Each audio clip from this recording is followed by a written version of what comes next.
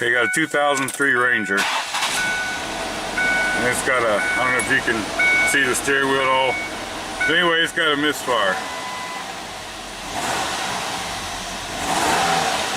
It doesn't seem as bad right now as it was when it first pulled it in here. But I was messing around out here. Let me show you some weird noises. But after out here inspecting, right here, you can kind of see the lines of a crack. And I don't know if you'll be able to see it here or not. Right here at the mounting bolt, it looks like it's got a crack in it.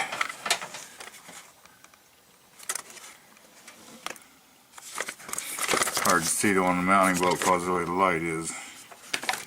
Kind of see it right here. Right there.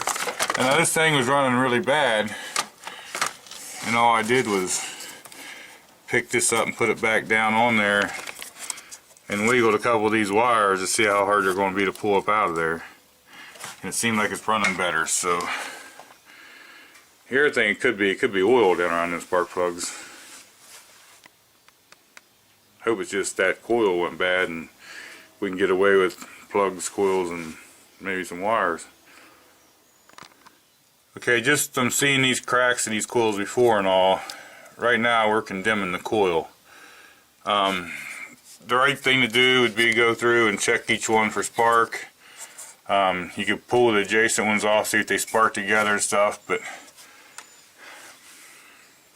T25 Torx takes the 4 bolts out that hold the coil. Now I was going to go through and show you if we had spark or not. You can still have spark and these coils mess up. But anytime I see them cracks in a Ford coil and we got a misfire, I'm going to go with it. Now I don't know if you guys can see it, but like up in the edge here it's starting to crack. A lot of times they'll be all screwed up on the bottom too.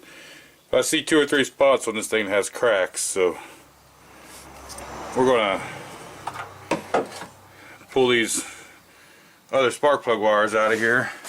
Now them things, to get down in there and pull them up out of there is a bear. Like these have been in here for the 100,000 miles or whatever.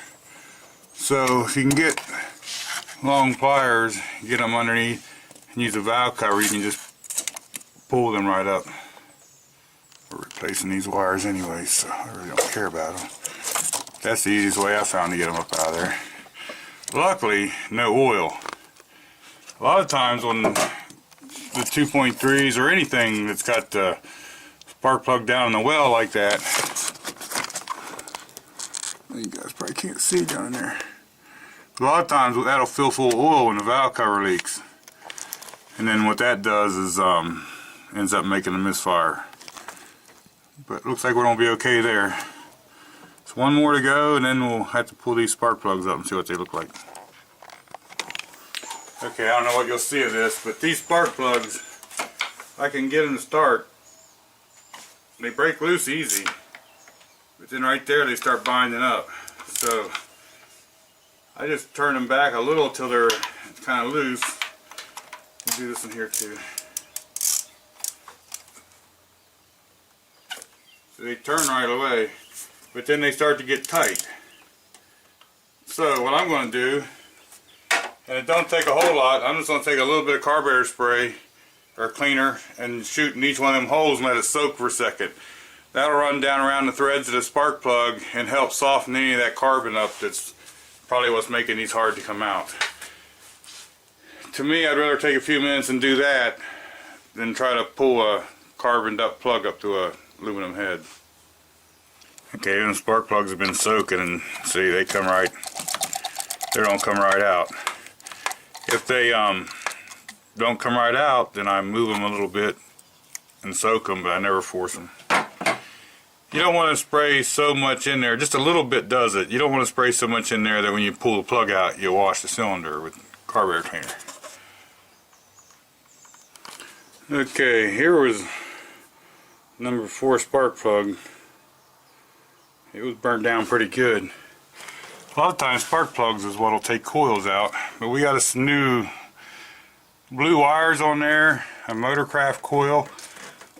These are NGK plugs, and I put iridium plugs and spark plugs in it. So let's start this thing up and just see what it does.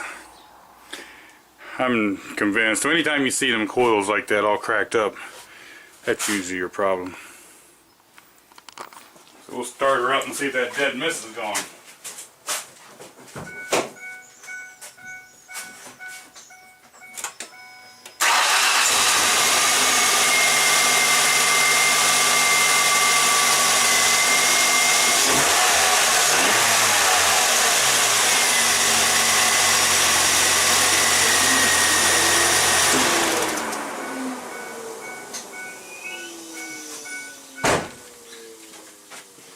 So we got rid of that dead mist, so that's good. Reset the check engine light, and she should be good from here. Now we could have done some more testing and proved it was the coil and stuff, but sometimes just seeing it broke is enough to be believing. So we'll close the hood up on this thing and take it for a little test drive to make sure that it runs okay, and ship it. Coil on these are a common issue I see.